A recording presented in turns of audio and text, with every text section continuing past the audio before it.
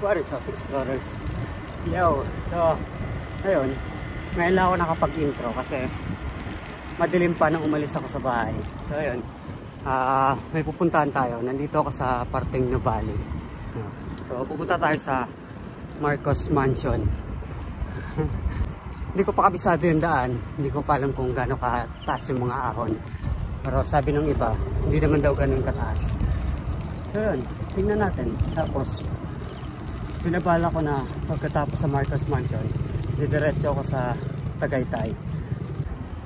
Hindi naman natin mapapasok yung Marcos Mansion, pero gusto ko lang siya puntahan kasi isa rin yun sa mga gusto kong makita, no? Isa sa mga bucket list ko na gusto kong puntahan. So yun, nakabike tayo, pupunta tayo doon. Samahan niyo ako. Let's go! Nandito ako sa Kagubatan. Kagubatan, papasok ng Nuvali. So magpapahinga muna ako sa Nuvali kasi maghihintay ako ng medyo maaga-aga. Medyo maliwanag-liwanag kasi hindi tulad yan sobrang hindi pa ganun kaliwanag, malamig pa yung klima. So yun, samahan niyo ako, let's go. Yo. Ay, sino yung pinapasok sa Nuvali? Kasi wala daw akong helmet. Reset. Hindi ko alam na bawal pala yung walang helmet sa Nuvali. So yun, pupunta ko yung Tagaytay.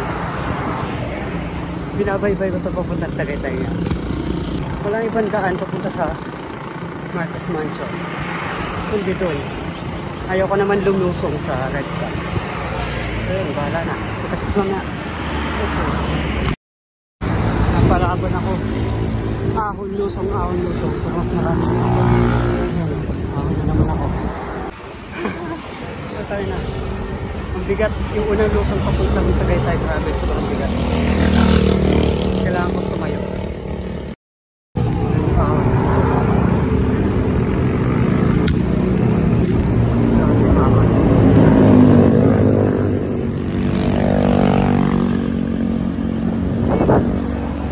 Good luck.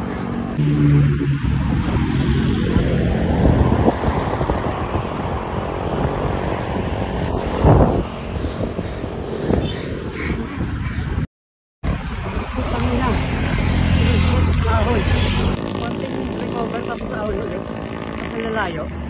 Yung recover sobrang lang. Maahon pa rin ako. Patak lang. Ay hindi. Banayad lang. Pero po tayo na sobrang haba. Ito, tumitigis na naman. Bata na sasakyan dito. Ako ay hindi ko alam kung ilang kilometro pa bago tayo makarating ng Tagaytay. Pero tingin ko malapit na. May mga pine tree na ako nakikita. Ayan o. Ayan o, pine tree. Good luck. Let's go. Banayad na. Hindi na masyadong ahon. Ganda na. Naawin dito. Eh, sanay ko sa mapa. Konti na lang nasa Tagaytay na. Labig dito. Nawawala yung pawis ng katawan ko. Sobrang lamig. Nakakita na naman ako ng pader. Ayan. Tatakpan ng truck.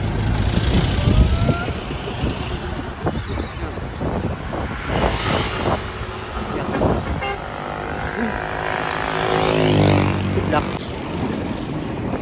Sunrise. Ganda ng tanawin.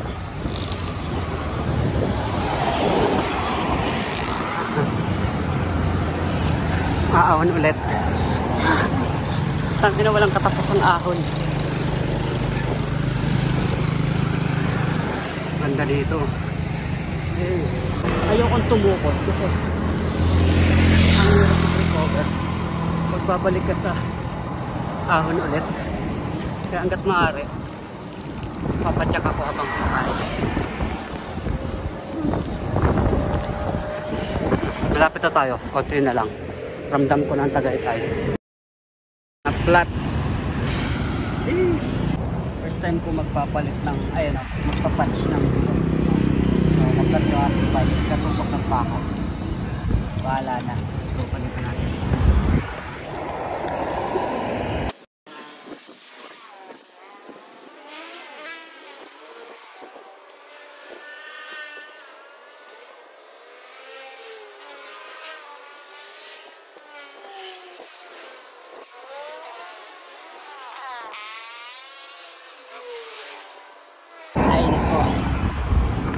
Dalawa ang kanyang butas. Ito. Ayan. Sa kabila. Ayan. Sobrang liit. Nadikit ko na yung isa pero hindi ko alam kung tama. Hindi pa ako marunong magkabit dito. Bahala na.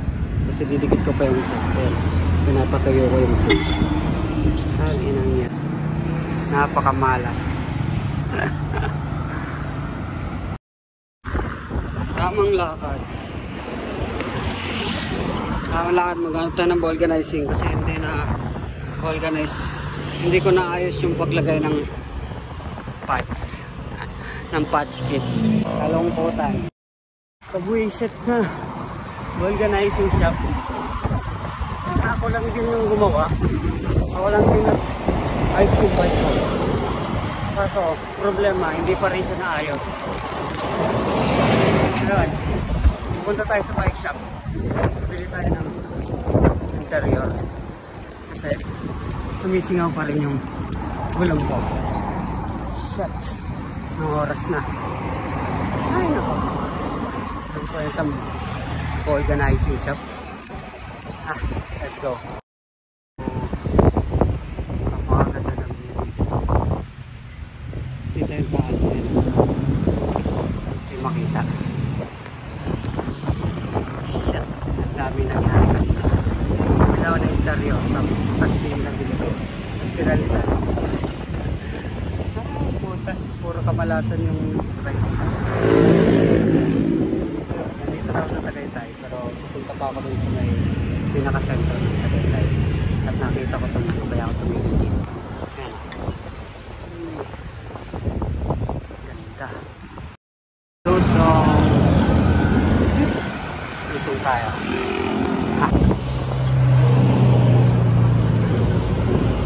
Grabe yung view dito.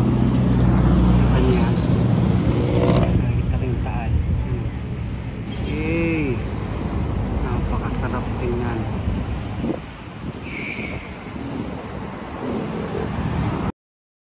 Ayan. Ayan yung itsura niya. Ayan. Isang malaking establishment. No. Angas. Quality. Sis. Ito yung loob niya. Ito yung loob niya. Kita niya yan. Hey.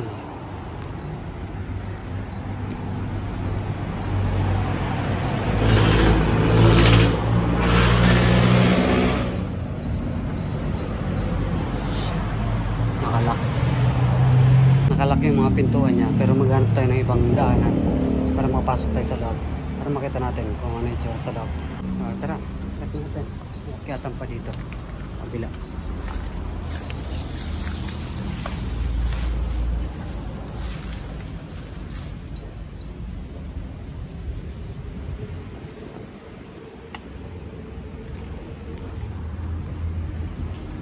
May pupunta sa roof deck.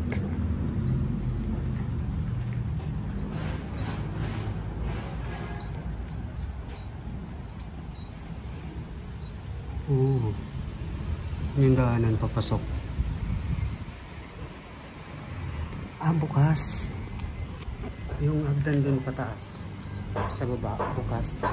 So yun, tingnan natin kung roof deck. Let's go.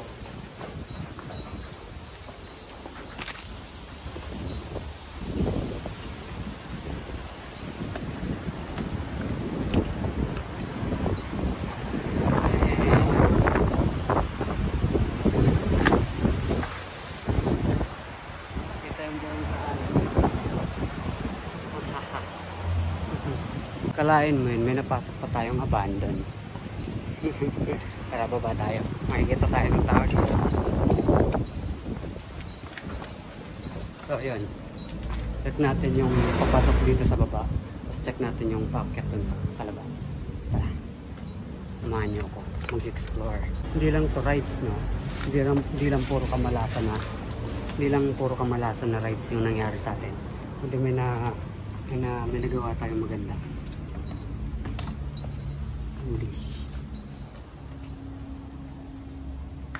Holy shit.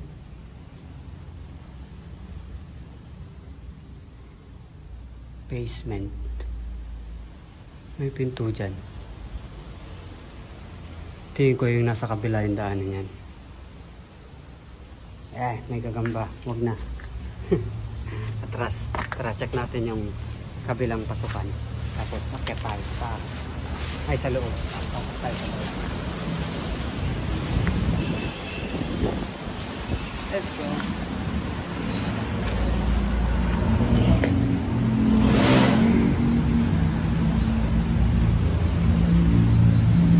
Ay, putik. Yun nga yung pinto doon. Papasok.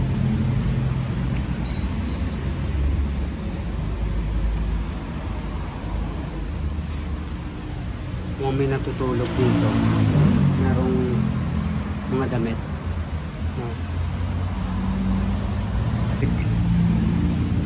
Yun nga yung pinto doon. Papasok.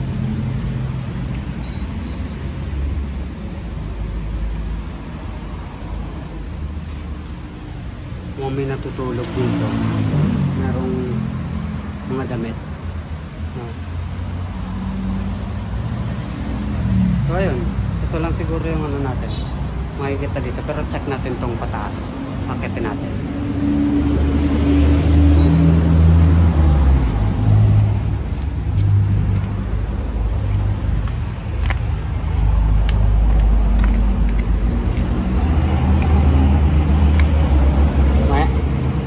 May mga kano. Dito rin pala yun. Dito rin yun. Dito rin pala bagsak natin yung kaninang nakita natin. So yun. Mukhang wala namang ganap. Ito lang. Dito lang tayo. Pero at least, di ba? Hindi tayo nasira. Tapos kanina dun sa may kamay, yung may kamay, dun sa may Tagaytay. May nagpicture sa akin na Ale. Tapos nahiya ako kasi nung pagtapos niya, siya nag-volunteer na picturean ako. Tapos nung pagtapos niya mag-picture, sabi niya, "Bili ka naman pasalubong." Sabi ko, wala na akong pera kasi nga yung pera ko naibili ko na ng interior kasi nabutasan ako kanina. Wala talaga ako cash, wala akong pera ngayon. So yun, lang, parang nakawala ako kay ate kasi parang nag-effort pa siya, picturean ako. Tapos hindi ko man na siya binilhan. Kasi nandito yung mga picture sa screen, makikita niyo. So yun, baba na tayo. Let's go. Hindi ito bahay, tingin ko. Dati itong kainan. No? Tapos na-abandon na. Kasi hindi siya mukhang bahay. Mukha siyang resto o fast food na maliit lang. So yun, tara, balik na tayo sa pagbabike. Bala ko na maghanap ng makakainan. Tapos, pabalik na ako. Uwi na ako ng Alabang. Mamaya ko na ikukwento yung mga nangyari ngayong araw. Ngayong rides na to. Akala ko puro kapalpakan lang yung mangyayari sa rides. Buti na lang at eto, meron tayong nakita na abandon. No? Tara, let's go. Yo! So, ayun. Balik na tayo ng Alabang. Dito na ako duman sa Silang. Papuntang Silang. Pero may nakita akong abandon na ewan doon sa parking Silang. So yan, sisilipin natin. Bago tayo dumiretso ng Alabang. Let's go! Uwian time.